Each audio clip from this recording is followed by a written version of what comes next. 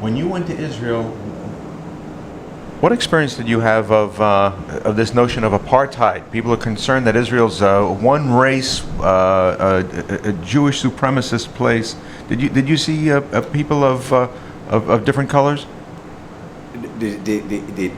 That's the stupidest thing that anybody can say, and you can only say that if you haven't been to Israel. First of all, the African refugees in Israel were rejected by other African countries that are Muslim.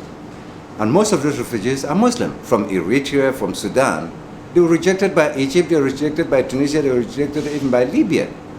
And Israel accepted them in, gave them help, in spite of the fact that they were Muslims. So to claim a certain racism by Israel, and then think that it was okay for the Egyptians to throw them away, for all the Arab countries in North Africa to reject them, and then blame Israel for accepting them, for giving them help, and accuse Israel of racism, I think it's a little hypocritical. And secondly, there are a lot of black people in Israel who are not only happy to be there, who own their own businesses. So, for me, I don't have black friends in Israel. All my Israeli friends actually are non-black Israelis. So who aren't prejudiced towards you because if they are my friends, of course they are not prejudiced. People who will die for me, who give up their lives for mine, to save me. So I am the last person who would talk about Israel as a racist society.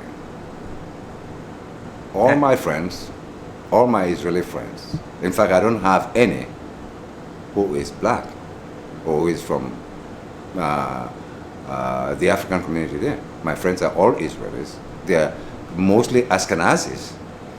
But are Africans living freely in Israel? Pardon? Ethiopians? Oh, well, I'll probably, if I were Ethiopian, I would be very happy to move to Israel because the advantages that they have, the building, the free, the subsidized housing, the efforts, and in fact, for all those who condemn Netanyahu as being a right-winger, he's the first to actually introduce a set number of government jobs for qualified Ethiopians in the Israeli government. And right now, the Knesset has a representative of the Ethiopian community. In fact, the Arabs, their parliament. The Arabs have a better representation in the Israeli parliament than blacks who have been in America for 400 years have in the US Senate. I mean, talking about racism about Israel is one of the stupidest things. It's a product of ignorance and a product of the laziness of the press that carries this information out. Because the Arabs in Israel have a better representation in the Knesset, in their parliament, than black America has in the US Senate. And the blacks have been here for 4 centuries. And Israel is just a young democracy. So these allegations, you're saying it's just a libel, a slander? It's part of that whole project to make Israel look bad. On the part of the left, on the far part left? of the left, on the part, the Israeli Arab doesn't even make those assertions. The Israeli Arab feels in a situation where he feels better treated by an Israeli government than he would be by a Palestinian government. That should tell you how racist Israel is. Or is that it? the Arab trusts the Israeli government better than he would trust a Palestinian government. So what do you think of the idea of forcing a land secession to create a Palestinian state at this time? You think they're ready to live peacefully alongside a Jewish neighbor? First of all, to create a Palestinian state, you have to have some unanimity, it's a Palestinian leadership that wants a state. Now, who are you going to negotiate with? The Palestinians have a legitimate representative, that is Hamas. Hamas says it cannot never recognize Israel. Now, if you go to negotiate with Abbas, then you are against democracy, because the Palestinians in the last elections, they declared Hamas to be the real and legitimate representatives of the Palestinians. So are you going to say now that we go against the democratic process and negotiate with a minority leader who cannot speak on behalf of all the Palestinians? That's the only way that Israel can today come into an agreement with Palestine, is by negotiating with a leader that the Palestinians have rejected and who cannot make decisions and promises on behalf of the Palestinian people. And so Obama's pushing for peace negotiations Impossible. now. It's propaganda. I don't think that anybody. I think that the Obama administration, they understand. You think they're just trying to make Israel look bad? They're trying to make themselves look good.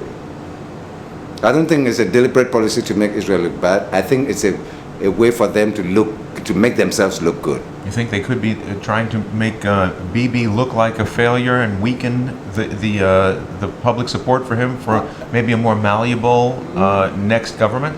No, I think there's a realization, even within the State Department, that is always anti-Israel, that there is no possibility at this moment for a Middle East peace settlement, because there is one party, but you need two to dance.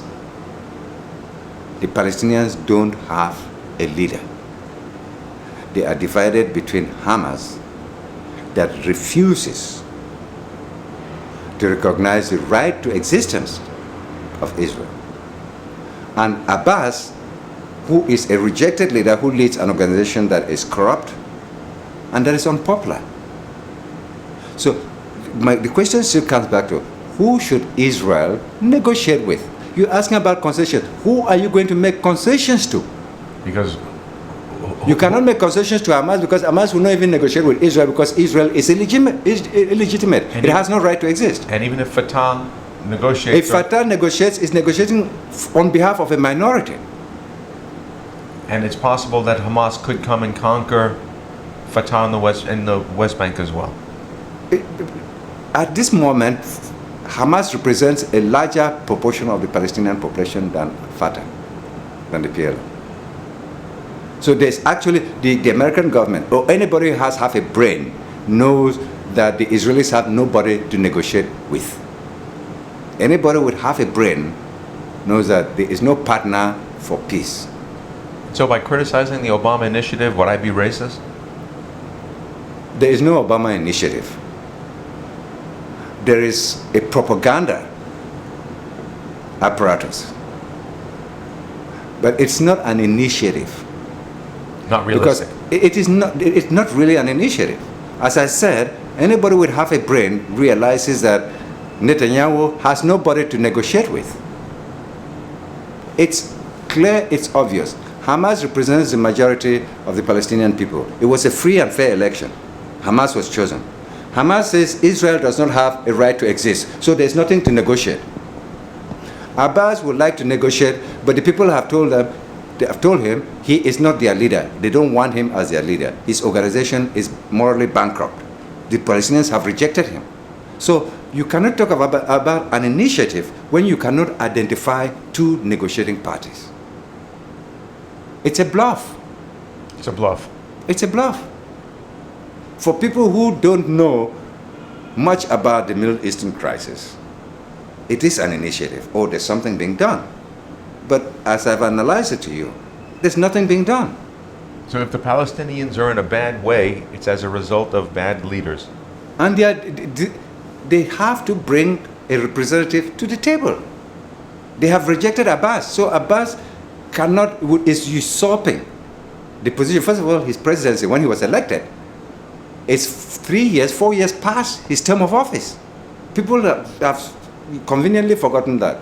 If it were some other place, the United States would be asking for elections. But Abbas has outlived his presidency. He was elected for 4 years, and that time is over. The elections after that, the most recent Palestinian elections, had Hamas winning the elections. So it's hypocritical for the United States to be promoting democracy, to pretend to be promoting democracy in the Middle East, and then asking Israel to negotiate with a rejected leader, a leader rejected by its people. And who can't deliver a real peace. Who cannot, first, he is not in position to negotiate. He hasn't got that authority to negotiate. And then, of course, he cannot impose any negotiation on his people. He has no authority in Gaza anyway. Thank you very much. Thank you.